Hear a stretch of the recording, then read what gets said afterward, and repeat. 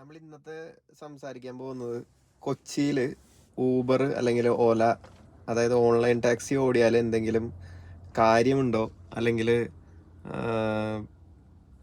Online taxi ഓടാനായിട്ട് ആർക്കാണ് പറ്റുക, അല്ലെങ്കിൽ ഇതൊരു ജോലിയായിട്ട് ഫുൾ ടൈമായിട്ട് ഊബർ അല്ലെങ്കിൽ ഓൺലൈൻ ടാക്സികൾ ഓടിയാൽ നല്ലതാണോ, ഏണിങ്സ് എങ്ങനെയാണ്, ഇതിനെ പറ്റിയാണ് നമ്മൾ സംസാരിക്കുന്നത്. മെയിനായിട്ട് ഈ ഓൺലൈൻ ടാക്സി ഡ്രൈവർ അല്ലെങ്കിൽ ക്യാബിൻ്റെ ഒരു ബിസിനസ് കാറ്റഗറിയിൽ പെടുന്ന ഒരു പരിപാടിയാണ്. അതൊരു ജോലിയോ അല്ലെങ്കിൽ ഒരു സാധാ ഒരു സാലറൈസ്ഡ് ജോബ് എന്നുള്ളൊരു കാറ്റഗറിയിൽ പെടുന്ന ഒരു സംഭവമേ അല്ല ഈ പറഞ്ഞ ഊബർ ഡ്രൈവർ അല്ലെങ്കിൽ ഊബർ ക്യാബ് ബിസിനസ്. അപ്പോൾ നമ്മളിപ്പോൾ നോക്കാൻ പോകുന്നത് ഇത് ആർക്കൊക്കെ പറ്റും, ഈ ഊബർ എന്നുള്ള സംഭവം ആർക്കൊക്കെ അതിലേക്ക് ഇറങ്ങാൻ പറ്റും. ഒന്നാമത്തെ കേസ്, നിങ്ങൾക്ക് ഡ്രൈവ് ചെയ്യാൻ പാഷനേറ്റ് ആയിട്ടുള്ള ഒരാളായിരിക്കണം. നിങ്ങൾ ഓരോ ദിവസവും മോൾഡ് ചെയ്ത്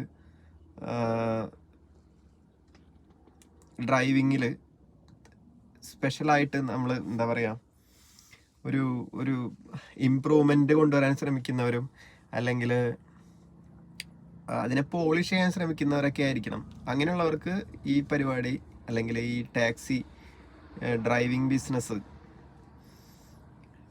അതിലേക്ക് ഇറങ്ങാൻ പറ്റും. ഇതിലേക്ക് ഇറങ്ങുമ്പോൾ മെയിനായിട്ട് ശ്രദ്ധിക്കേണ്ടത്, ടാക്സി നമ്മളിപ്പോൾ ഒരു വണ്ടി എടുത്ത് ഊബറിലേക്ക് ഇറങ്ങുന്നതിന് മുമ്പ് ശ്രദ്ധിക്കേണ്ട കാര്യങ്ങൾ അല്ലെങ്കിൽ ചിന്തിക്കേണ്ട കാര്യങ്ങളെ പറ്റിയാണ് ഇനി പറയാൻ പോകുന്നത്. ഏതൊരു ബിസിനസ്സിലുള്ള പോലെയും ഇതിൽ ഒരുപാട് റിസ്കുകളും, അല്ലെങ്കിൽ ഇതൊരു സാലറി അല്ല, നമുക്ക് ഇത്ര രൂപ ഈ മാസം ഏൺ ചെയ്യാം എന്ന് നമുക്ക് ഒരിക്കലും പ്രഡിക്റ്റ് ചെയ്യാൻ പറ്റില്ല. നോർമലി ഒരു ആവറേജ് ഏണിങ്സ് നമുക്ക് പ്രഡിക്റ്റ് ചെയ്യാൻ പറ്റും.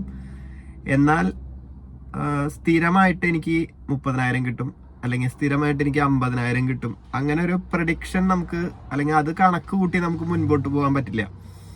അതായത് വേറെ ഏതൊരു ബിസിനസ്സിലും ഉള്ള പോലെ, ഇപ്പൊ നമ്മളിപ്പോൾ റെസ്റ്റോറൻറ്റ് നടത്തുകയാണെങ്കിലും സെയിം തന്നെ. ഇപ്പോൾ ഇന്നുണ്ടായ കസ്റ്റമേഴ്സ്, ഇന്ന് എത്ര കസ്റ്റമേഴ്സ് ഉണ്ടായ അത് നാളെ ഉണ്ടാകണം എന്നില്ല. സെയിം നമുക്കിപ്പോൾ വേറെ ഏതൊരു ബിസിനസ്സുമായിട്ടും ഇത് കമ്പയർ ചെയ്യാവുന്നതേ ഉള്ളൂ, സിമ്പിളായിട്ട്. അപ്പോൾ ആ ഒരു ബിസിനസ്സിന്റെ റെസ്പോൺസിബിലിറ്റി ഏറ്റെടുക്കാൻ പറ്റുന്ന ആളുകളായിരിക്കണം ഈ ക്യാബ് അല്ലെങ്കിൽ ഒരു വണ്ടി എടുത്ത് ക്യാബ് സർവീസ് ഒരു ബിസിനസ് എന്നുള്ള രീതിയിൽ ചെയ്യാനായിട്ട് ഇറങ്ങേണ്ടത്. അപ്പം അത് ഇപ്പോൾ നോർമലി നമ്മൾ നോക്കുമ്പോൾ ഊബർ ആയാലും വേറെ ഏത് ആപ്പുകളായാലും ഒരുപാട് ആപ്പുകളുണ്ട്, അറിയാലോ. കൊച്ചിയിൽ ഇപ്പോൾ ഊബർ ഉണ്ട്, ഓലയുണ്ട്, റാപ്പിഡോ ഉണ്ട്, യാത്രിയുണ്ട്, ഇൻഡ്രൈവ് ഉണ്ട്, പിന്നെ വേറെ ഏതൊക്കെയോ ഇനിയും വന്നുകൊണ്ടിരിക്കുകയാണ്. ഓരോരോ കമ്പനികൾ വന്നുകൊണ്ടേയിരിക്കുകയാണ്. അപ്പോൾ ഇതിലെല്ലാത്തിലും നമുക്ക് രജിസ്റ്റർ ചെയ്യാം, ഫ്രീ ആയിട്ട് രജിസ്റ്റർ ചെയ്യാം. അപ്പോൾ മെയിനായിട്ട് നമുക്ക് ശ്രദ്ധിക്കേണ്ടത്, നിങ്ങൾ ഇതിലേക്ക് ഇറങ്ങാൻ തയ്യാറാണോ, ഇതിൽ ഉള്ള നെഗറ്റീവ്സും പോസിറ്റീവ്സും കേട്ടതിന് ശേഷം നിങ്ങൾ തീരുമാനിക്കാം. അപ്പോൾ നമുക്ക് തുടങ്ങാം, ഇതിൻ്റെ മെയിൻ സംഭവത്തിലേക്ക് തുടങ്ങാം. നമുക്ക് ഈ ഒരു ബിസിനസ് അല്ലെങ്കിൽ ഊബർ ഓൺലൈൻ ടാക്സി മേഖലയിലേക്ക് ഇറങ്ങുമ്പോൾ ആ ഒരു ബിസിനസ്സിനുള്ള മൂലധനം എന്ന് പറയുന്നത് നമ്മൾ ഓടിക്കുന്ന വണ്ടി, അതായത് നമ്മൾ വാങ്ങി ക്യാബിലേക്ക് അറ്റാച്ച് ചെയ്യുന്ന, അതായത് ആപ്പിലേക്ക് അറ്റാച്ച് ചെയ്യുന്ന, ടാക്സി ആക്കി അറ്റാച്ച് ചെയ്യുന്ന വണ്ടി, അതാണ് നമ്മുടെ മൂലധനം. അതിൻ്റെ ഒപ്പം നമ്മുടെ ആറ്റിറ്റ്യൂഡും. നമ്മൾ ഫ്രസ്ട്രേറ്റഡ് ആവരുത്. നമ്മൾ എന്താ പറയുക, നമ്മളെല്ലാത്തിനും ഒരു ക്ഷമ അല്ലെങ്കിൽ പേഷ്യൻസ് അല്ലെങ്കിൽ കുറച്ച് പക്വത നമ്മൾ സ്വയമായിട്ട് വന്നതിന് ശേഷം മാത്രമേ ഇതിലേക്ക് ഇറങ്ങാൻ പാടുള്ളൂ. നമ്മൾ എടുത്ത് ചാടി ചെയ്യുന്ന ആളുകളാണെങ്കിൽ ഈ ഫീൽഡിലേക്ക് പെട്ടെന്ന് ദേഷ്യം വരുന്നവർ അല്ലെങ്കിൽ ടോളറൻസ് ഇല്ലാത്ത ആളുകൾ, ഇൻടോളറൻ്റ് ആയിട്ടുള്ള ആളുകൾ ഇതിലേക്ക് ഇറങ്ങിയാൽ വളരെ ബുദ്ധിമുട്ടായിരിക്കും. അപ്പോൾ നമ്മളെപ്പോഴും ശ്രദ്ധിക്കേണ്ടത്, വണ്ടിയുടെ കാര്യം പറയാം. വണ്ടി എടുക്കുമ്പോൾ നമ്മളെപ്പോഴും ശ്രദ്ധിക്കേണ്ടത്, നമുക്ക് 10 മണിക്കൂർ 8 മണിക്കൂർ 10 മണിക്കൂറൊക്കെ നമ്മൾ സിമ്പിളായിട്ട് ഇതിൽ ഓടിക്കേണ്ടി വരും. ഒരു ദിവസത്തെ ഏണിങ്സ് ഒരു നോർമൽ ഏണിങ്സിലെത്തി നമ്മുടെ എക്സ്പെൻസ് എല്ലാം കഴിഞ്ഞ് പോകാനായിട്ട് ഒരു 8 മണിക്കൂർ 10 മണിക്കൂർ വണ്ടി ഡ്രൈവ് ചെയ്യേണ്ടി വരും. അപ്പോൾ ആ ഒരു വണ്ടി 8 മണിക്കൂർ 10 മണിക്കൂർ ഡ്രൈവ് ചെയ്യുമ്പോൾ അത് അത്രയും കംഫർട്ടബിൾ ആയിട്ടുള്ളൊരു വണ്ടി ആയിരിക്കണം. അതായത് വണ്ടിയുടെ സസ്പെൻഷൻ അല്ലെങ്കിൽ നമുക്ക് ലോങ് ടൈം ഡ്രൈവ് ചെയ്യാനായിട്ട് പറ്റുന്നൊരു വണ്ടി ആയിരിക്കണം നിങ്ങൾ എടുക്കേണ്ടത്. അതിനൊപ്പം ഒരു ഡിക്കിയുള്ള വണ്ടിയാണ്, അതായത് ഒരു സെഡാൻ മോഡൽ വണ്ടിയാണെങ്കിൽ അത്രയും നല്ലത്. വലിയ വണ്ടി, അതിനും വലിയ വണ്ടിയാണെങ്കിൽ വളരെ നല്ലത്. സെഡാൻ മോഡൽ വണ്ടി ആണ് ഏറ്റവും ബെറ്റർ, കംഫർട്ടബിൾ ആയിട്ടുള്ളതും ഡിക്കി സ്പേസ് ഉള്ളതുമായിട്ടുള്ള ഒരു വണ്ടി. ബെറ്റർ CNG വണ്ടി എടുക്കുന്നതാണ് ഇന്നത്തെ ഒരു പ്രസന്റ് സിറ്റുവേഷനിൽ എക്കണോമിക്കലി ഫീസിബിൾ ആയിട്ടുള്ളത്. നമുക്ക് ചെലവ് കുറഞ്ഞ് ഏറ്റവും മാക്സിമം മൈലേജ് കിട്ടുന്ന ഒരു ഫ്യൂവൽ എന്ന് പറയുന്നത് CNG ആണ്. അതിന് കുറേ ഡ്രോബാക്കുകൾ ഉണ്ട്. ഡിക്കി സ്പേസ് പോകും, പിന്നെ പീക്ക് ടൈമിലാണെങ്കിൽ ക്യൂവിൽ വെയിറ്റ് ചെയ്യേണ്ടി വരും നമ്മൾ ഫില്ല് ചെയ്യാനായിട്ട്. കാരണം ഒരുപാട് വണ്ടികൾ സമയമെടുത്തിട്ടാണ് ഇത് ഫില്ലിങ് നടക്കുക. ഒരു മിനിറ്റ് മുതൽ 2 മിനിറ്റ് വരെ ഒരു വണ്ടിക്ക് ഫില്ലിങ് ടൈം വരും. അപ്പോൾ അതുകൊണ്ട് തന്നെ ചില സമയത്ത് ക്യൂ ഉണ്ടാവും CNG വണ്ടിയിൽ. പിന്നെ നമ്മൾ എക്സ്ട്രാ കാരിയർ ഫിറ്റ് ചെയ്യേണ്ടി വരും വണ്ടിയുടെ മുകളിലുള്ള റൂഫിലുള്ള കാരിയർ. എന്നാൽ മാത്രമേ നമുക്ക് എക്സ്ട്രാ വരുന്ന ബാഗേജുകളൊക്കെ നമുക്ക് ഗസ്റ്റിൻ്റെ, അതായത് നമ്മുടെ കസ്റ്റമറിൻ്റെ ലഗേജുകളൊക്കെ നമുക്ക് മുകളിൽ കീപ്പ് ചെയ്യാനായിട്ട് പറ്റുള്ളൂ. അപ്പോൾ അതിന് പറ്റുന്നൊരു വണ്ടി, അതായത് സസ്പെൻഷനും പിന്നെ മൈലേജും പിന്നെ ഏറ്റവും ഇമ്പോർട്ടൻ്റ് വണ്ടിക്ക് മെയിൻ്റനൻസ് അധികം ഇല്ലാത്ത വണ്ടികൾ. അതായത് ഇപ്പോൾ അറിയാലോ, മാരുതിയുടെ വണ്ടികൾ, ഹ്യുണ്ടായുടെ വണ്ടികൾ, അങ്ങനെയുള്ള പെട്ടെന്ന് അവൈലബിൾ ആയിട്ടുള്ളതും അത്യാവശ്യം നല്ല ക്വാളിറ്റിയുള്ള സ്പെയർ പാർട്സും റേറ്റും ഇതെല്ലാം കൊണ്ടും പറ്റുന്ന വണ്ടികൾ മാത്രമേ നമ്മൾ ഇതിലേക്ക് ഇറക്കാൻ പാടുള്ളൂ. അതിൽ ഇറക്കിയാലേ നമുക്ക് നല്ല രീതിയിൽ സസ്റ്റെയിൻ ചെയ്ത് പോകാൻ പറ്റുള്ളൂ. പിന്നെ നിങ്ങൾ വണ്ടി എടുക്കാൻ ഉദ്ദേശിക്കുന്നുണ്ടെങ്കിൽ എപ്പോഴും മാക്സിമം പുതിയ വണ്ടികൾ എടുക്കാൻ ശ്രമിക്കുക. കമ്പനി ഫിറ്റഡ് CNGകൾ മാക്സിമം കമ്പനി ഫിറ്റഡ് CNG വണ്ടികൾ മാത്രം എടുക്കാൻ ശ്രമിക്കുക. കാരണം നിങ്ങൾ ഈ CNGനെ പറ്റിയോ അല്ലെങ്കിൽ വണ്ടിയുടെ മെക്കാനിക്ക് പരമായിട്ട് യാതൊരുവിധ ധാരണയും ഇല്ലാത്ത ആളുകളാണെങ്കിൽ പുതിയ പെട്രോൾ വണ്ടി വാങ്ങി CNG ഫിറ്റ് ചെയ്ത് കഴിഞ്ഞാൽ ഇടയ്ക്കൊരു ചെറിയ മിസ്സിങ് ഇതൊക്കെ വരാൻ സാധ്യതയുണ്ട്. അത് നോർമലാണ്. അത് വണ്ടിയെ പറ്റി അറിയാവുന്നവർക്ക് അത് സോൾവ് ചെയ്യാവുന്നതേ ഉള്ളൂ. പക്ഷെ അറിയാത്തവർക്ക് അതൊരു ബുദ്ധിമുട്ടാകും. വർക്ക്ഷോപ്പിലേക്ക് ഇടയ്ക്ക് കൊണ്ടുപോകേണ്ടി വരും. പിന്നെ അതിൻ്റെ മെയിൻ്റനൻസുകൾ ഉണ്ടാകും, നോർമലി ഉള്ള മെയിൻ്റനൻസുകൾ ഉണ്ടാകും. അപ്പോൾ നിങ്ങൾ വണ്ടി എടുത്തു, അതായത് മാക്സിമം പുതിയ വണ്ടി എടുക്കുക, പുതിയ CNG വണ്ടി. ഇപ്പോൾ കൂടുതലായിട്ട് ഇറങ്ങുന്നത് വാഗണാറാണ്, മാരുതിയുടെ വാഗണാർ CNG ടൂറാണ് കൂടുതലും ഇപ്പോൾ ഊബറിലേക്ക് ആളുകൾ അറ്റാച്ച് ചെയ്യുന്നത്. നല്ല സ്പേഷ്യസ് ആണ്, പിന്നെ ഡിക്കി സ്പേസ് കുറവാണ്, പിന്നെ മുകളിൽ ലഗേജ് കാരിയർ വെച്ച് കഴിഞ്ഞാൽ ഓക്കെയാണ്, കുഴപ്പമില്ല.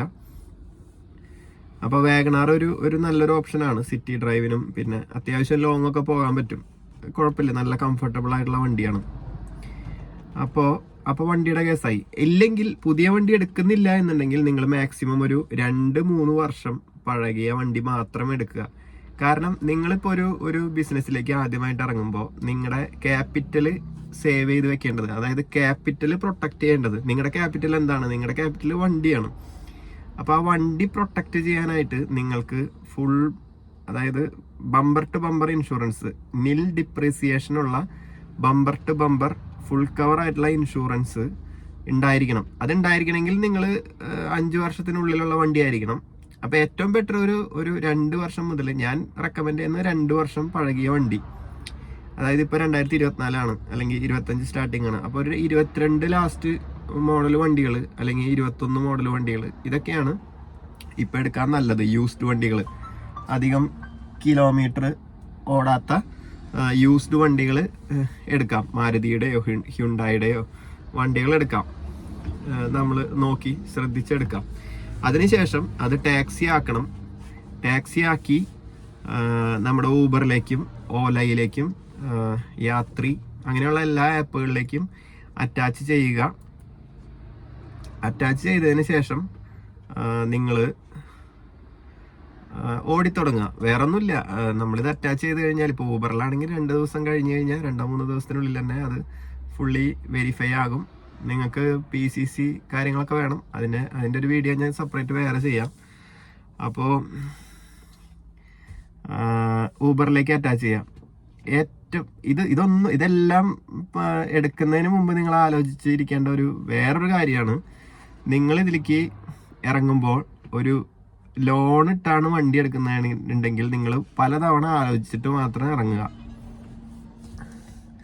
കാരണം നിങ്ങൾക്ക് ഓൾറെഡി അതിനൊരു മാനദണ്ഡം ഞാൻ പറയുകയാണെങ്കിൽ പേഴ്സണലി നിങ്ങൾക്കൊരു ഓൾറെഡി നിങ്ങൾ ലോണുകൾ EMI അടച്ചുകൊണ്ടിരിക്കുന്ന ആൾക്കാരാണ്.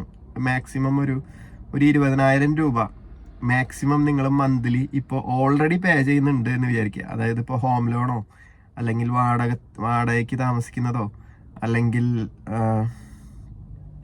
പേഴ്സണൽ ലോണോ എന്തോ ആയിക്കോട്ടെ, നിങ്ങളൊരു 20,000 നിങ്ങൾ ഓൾറെഡി EMI പേ ചെയ്യുന്ന ആൾക്കാരാണെങ്കിൽ നിങ്ങൾ 3-4 വട്ടം ആലോചിച്ചതിന് ശേഷം മാത്രം പുതിയ വണ്ടി ലോണിൽ എടുക്കുക, അല്ലെങ്കിൽ യൂസ്ഡ് വണ്ടി ലോണിൽ എടുക്കുക. കാരണം നിങ്ങൾക്കത് ചില മാസങ്ങളിൽ നിങ്ങൾക്ക് അതൊരു തലവേദനയായി മാറിയേക്കാം. കാരണം ഏണിങ്സ് എല്ലാ മാസവും ഒരുപോലെ ആയിരിക്കണമെന്നില്ല.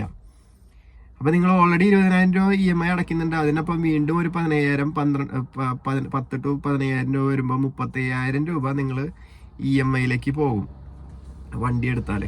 അപ്പോൾ ബാക്കി നിങ്ങൾക്ക് ചിലപ്പോൾ ചില മാസങ്ങളിൽ തീരെ ഓട്ടം കുറവായിരിക്കും. ഈ ഓൺലൈൻ ടാക്സി ബുക്കിങ്ങുകൾ വളരെ കുറവായിരിക്കും. മാക്സിമം മേജറായിട്ട് ഒരു ബിസിനസ് കൂടുതലുള്ള ഒരു സമയം എന്ന് പറയുന്നത് നവംബർ, ഡിസംബർ, ജനുവരി, അതായത് ആ ഒരു വിന്റർ അല്ലെങ്കിൽ കൂടുതൽ ടൂറിസ്റ്റുകൾ വരുന്ന ഒരു സമയമാണ്.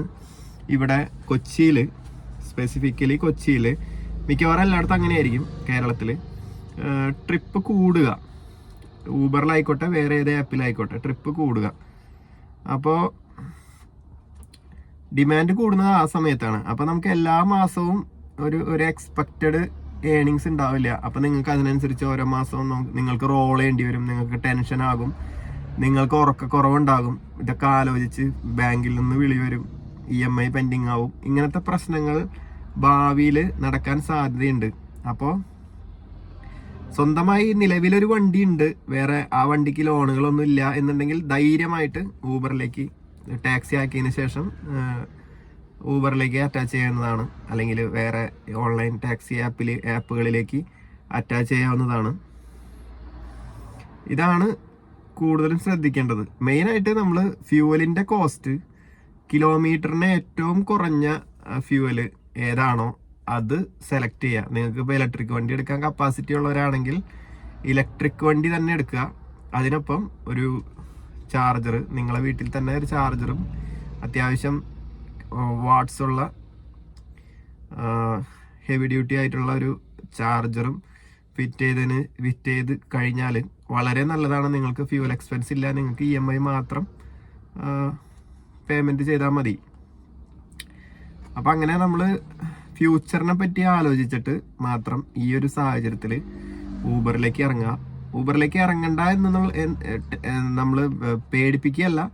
ഇറങ്ങിയാൽ കുറേ നെഗറ്റീവ്സ് ഉണ്ട്, അതുപോലെ തന്നെ പോസിറ്റീവ്സ് ഉണ്ട്. ഇത് ഭയങ്കരമായി ഫ്രീഡം ഉള്ള ഒരു ബിസിനസ്സാണ്. ജോലി എന്ന് പറയുന്നില്ല, ഒരു ബിസിനസ് ആണ്.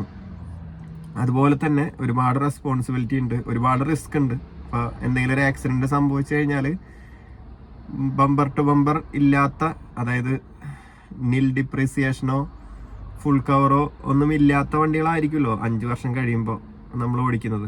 അപ്പോൾ ആ വണ്ടികൾക്ക് എന്തെങ്കിലും ഒരു ആക്സിഡൻറ്റ്, മേജർ ആക്സിഡൻറ്റ് പറ്റിയാൽ നമ്മളെ കയ്യിൽ നിന്ന് പൈസ ഇറങ്ങും, കേസ് ഉണ്ടാകും. പിന്നെ അതിൻ്റെ പുറകെ, അതിൻ്റെ നിയമപരമായിട്ടുള്ള കാര്യങ്ങളുടെ പുറകെ നടക്കേണ്ടി വരും. നമ്മളെ ലൈഫേ സ്പോയിലാകും. അപ്പോൾ ഏറ്റവും ബെറ്റർ പുതിയ വണ്ടി, അല്ലെങ്കിൽ 2 വർഷം, അതായത് ബമ്പർ ടു ബമ്പർ ഇൻഷുറൻസ് ഉള്ള വണ്ടികൾ മാത്രം തുടക്കത്തിൽ എടുക്കാൻ ശ്രമിക്കുക. ഒരുപാട് പഴയ വണ്ടികൾ എടുക്കരുത്. പിന്നെ 2017 ശേഷമുള്ള വണ്ടികൾക്ക് മാത്രമേ ഇന്റർസിറ്റി ട്രിപ്സ് കിട്ടുന്ന ഓപ്ഷൻ അവൈലബിൾ ആയിരിക്കുള്ളൂ. അത് പ്രത്യേകം ശ്രദ്ധിക്കുക. എപ്പോഴും 2017 ശേഷമുള്ള വണ്ടികൾ, പഴയ വണ്ടി എടുക്കാൻ ഉദ്ദേശിക്കുന്നുണ്ടെങ്കിൽ 17 മുതൽ, അതായത് 18-19 മുതലുള്ള വണ്ടികൾ മാത്രം എടുക്കുക. നിലവിൽ 17 വരെ ഉള്ള വണ്ടികൾക്ക്, 17 മുകളിലുള്ള വണ്ടികൾക്ക് മാത്രമേ ഇന്റർസിറ്റി കിട്ടുകയുള്ളൂ. അതിന് താഴെയുള്ള വണ്ടികളെല്ലാം ഇന്റർസിറ്റി ഡീആക്ടിവേറ്റ് ചെയ്തു ഊബർ. അപ്പോൾ അതൊന്ന് ഓർത്തിരിക്കുക. ഇനി നിങ്ങൾക്ക് എന്തെങ്കിലും ഇതിൽ ഊബറിലേക്ക്, ഓൺലൈൻ ടാക്സി മേഖലയിലേക്ക് കടന്നു വരുന്നതിനെ പറ്റി ഡൗട്ടുകളോ വണ്ടീനെ പറ്റി എന്തെങ്കിലും ഡൗട്ടുകളൊക്കെ ഉണ്ടെങ്കിൽ കമൻറ്റ് ചെയ്യുക, അല്ലെങ്കിൽ എൻ്റെ നമ്പറിലേക്ക് വാട്സപ്പ് ചെയ്താൽ മതി. ഓക്കെ.